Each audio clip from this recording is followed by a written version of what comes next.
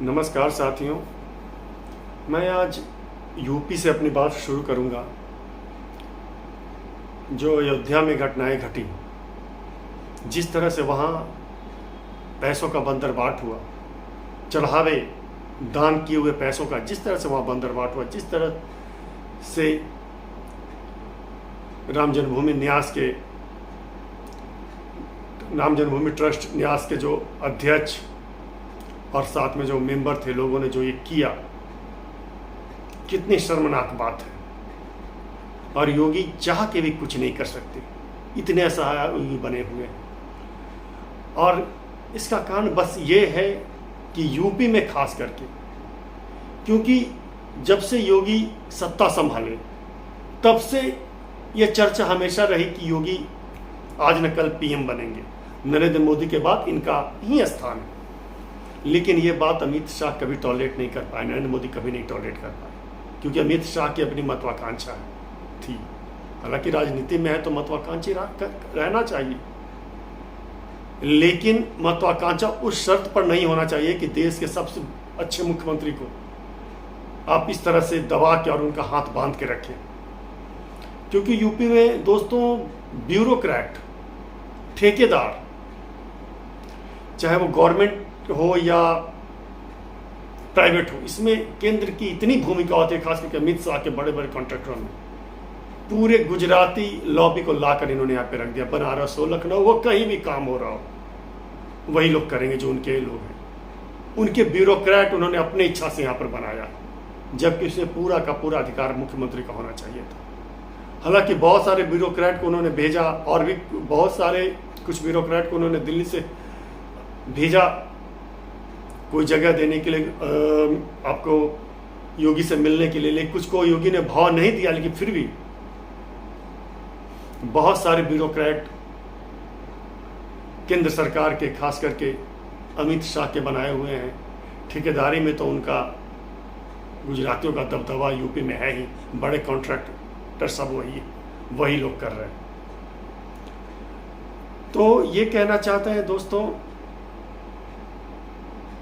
कि इस तरह से असहाय कर देना योगी को, एक सक्षम मुख्यमंत्री को, कहां तक उचित है।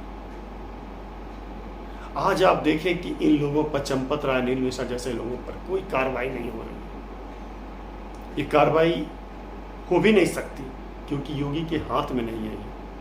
ये सब अमित शाह द्वारा अपॉइंट किए हुए लोग हैं, और यूजलेस और फालतू लोग जिन्होंने कुछ नहीं किया, और उन लोगों को इन्होंने बनाया जो सही में बलिदान दिया, या जिसके परिवार ने बलिदान दिया। उनको चाहिए था कि प्रमुखता के आधार पर राम परिसर, मंदिर परिषद में स्टाफ के रूप में, या जो ट्रस्ट में, उन्हीं लोग को रखना चाहिए था, जो इस आंदोलन में सबसे बढ़ चढ़ के भाग लिए। लेकिन उन लोग तो है नहीं, ये फालतू लोगों को इन्होंने लाया है। और कितना पैसा घोटाला हुआ होगा, इसका तो कोई हिसाब किताब है नहीं। चढ़ावे के पैसे, गहने जो दान में दिए जाते थे, सब चीज में बेहिसाब लूट हुई। और केंद्र, राज्य सरकार जांच के नाम पर एक एसआईटी बना दी है। उसका कोई मतलब नहीं है। एसआईटी जांच से क्या होता है? कितने ऐसे केस होते हैं, बहुत सारे घोटाले, जिसमें एसआईटी जांच, उसका कोई परिणाम नहीं होता। चाहिए तो ये था कि इमीडिएट एफआईआर करवा के इन्हें अरेस्ट करें, और अरेस्ट करके इन्हें रिमांड पे लेके इनसे पूछना चाहिए, बुलवाना चाहिए। लेकिन कुछ हुआ नहीं, और कुछ मुझे लगता है कि होगा भी नहीं। पब्लिक भी भूल जाएगी धीरे धीरे, और अमित शाह और नरेंद्र मोदी के कान पे जूं तक नहीं रहेगा। ये जाके अभी बंगाल के ही जीत के नशे में मदहोश है।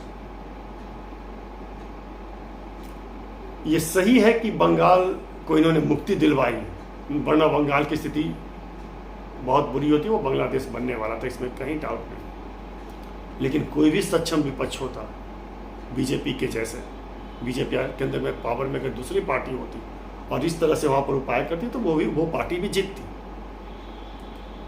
ये संयोग है कि बीजेपी है, तो ये लोगों के भावनाओं से खेलती है। इस तरह की चीज अब बंगाल में जीत गए तो पूरे देश में एक सेंटिमेंट्स बना दिया इन्होंने कि हमने मुस्लिम राष्ट्र बनने से रोक दिया, हमने घुसपैठियों को आने से रोके दिया, पता नहीं कितने घुसपैठियों को बाहर निकाल पाएंगे। ये बड़ा इंटरेस्टिंग हो। करोड़ों की संख्या में लोग हैं पूरे भारत में। बंगाल में होंगे 1 करोड़ 1 करोड़, पूरे भारत में करोड़ों में होंगे, 2-4 करोड़ से कम नहीं है। इनको निकालना संभव है? 2000-5000 में तो इनकी निकालने में पसीना छूट रहा। बॉर्डर पर तो जो स्थितियाँ देख रहे हैं आप, वो ले ही नहीं रहा इनके। बोला कि नहीं, पहले हम वेरीफाई करेंगे। और कहाँ से आप निकाल पाएंगे लाखों लोगों को? और उसके अलावा अपने टेन्योर में इन्होंने जो आज तक ये राज किया है, जम्मू कश्मीर तक रोहिंग्या जाके बस गए। हर जगह, बहुत जगह तो साफ नजर आ रहा है कि रोहिंग्या उन्हें शरण दिया गया, उनको तो ये निकाल नहीं पाए। और बिना कोई संसाधन, बिना कोई रिसोर्स के रहते हुए रोहिंग्याओं ने, बांग्लादेशियों ने शरणार्थी के तौर पे भी जो रह रहे हैं, घुसपैठ तो अलग, बेहिसाब बच्चे पैदा किए। अगर एक हस्बैंड वाइफ है, एक जोड़ा है तो 12 बच्चे, ये नोन है। तो आप समझिए कितना बोझ बढ़ा रहे हैं। वो क्या करेंगे? बच्चे यहाँ चोरी, डकैती, मर्डर, यही सब करेगा। खाने का कोई साफ शरणार्थी आ गए हैं और आराम से हम बच्चे पैदा कर रहे हैं। उन पर तो आज कोई एक्शन आज तक अमित शाह ने लिया नहीं। उनको तो धीरे धीरे वो बर्मा और वो भेजे नहीं, उनको तो आराम से दमाद। और आप क्या निकाल पाएंगे आज? लेकिन भावनाओं के साथ इनको खेलना है।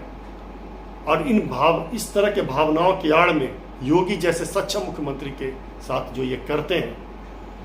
17 में जब योगी की सरकार आई थी तो शुरू में उन्होंने अपने तरीके से काम करना शुरू किया।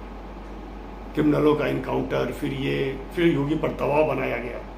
क्योंकि योगी छोड़ के किसी भी मुख्यमंत्री का नाम आम जनता प्रधानमंत्री के लिए नहीं लेती थी। अमित शाह की अपनी महत्वाकांक्षा रही, भी रहना भी चाहिए राजनीति में है तो, लेकिन योगी जैसे नेताओं के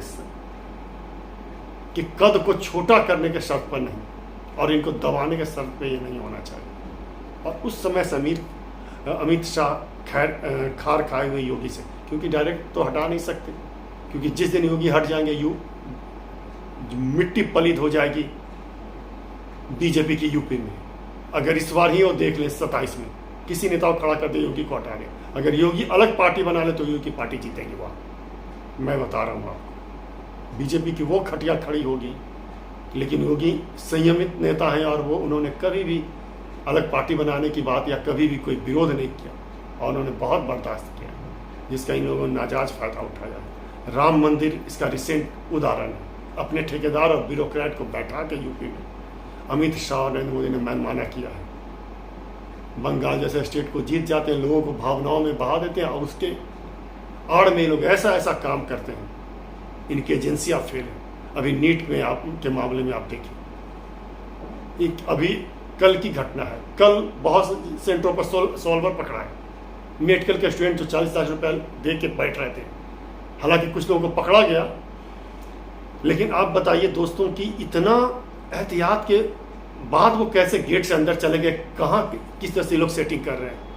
और इन सेटरों पर कोई कानून का क्या शिकंजा चलता? अगर जेल जाएंगे तो कितने दिन रहेंगे? 6 महीने में जेल हो जाएगी। कोई कानून है? इनको फांसी होना चाहिए। जो लाखों बच्चों के भविष्य के साथ,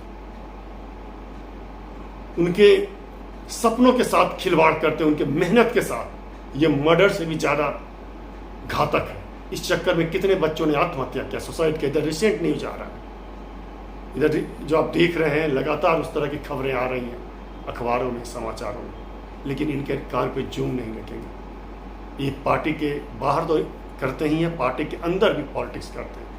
ये हर बड़े आप देखेंगे कि शुभेंदु अधिकारी और आपके ये हैं हेमंत बिस्व शर्मा, ये दोनों भी काबिल लगते हैं या काम करने में डेयरिंग लगते हैं, लेकिन इन दोनों को भी ये सही से काम नहीं करने देंगे।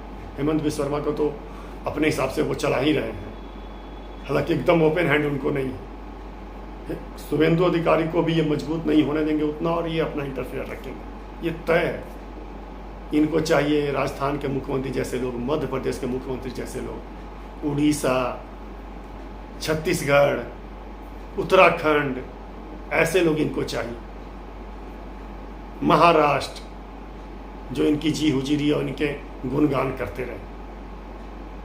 ये लोगों को, योग्य लोगों को, और जिनमें क्षमता है आगे बढ़ने की, प्रधानमंत्री बनने की। अभी देखिए कहाँ से उठा के किस आदमी को इसने बीजेपी का अध्यक्ष बनाया, बताइए आप, और कोई नेता नहीं था।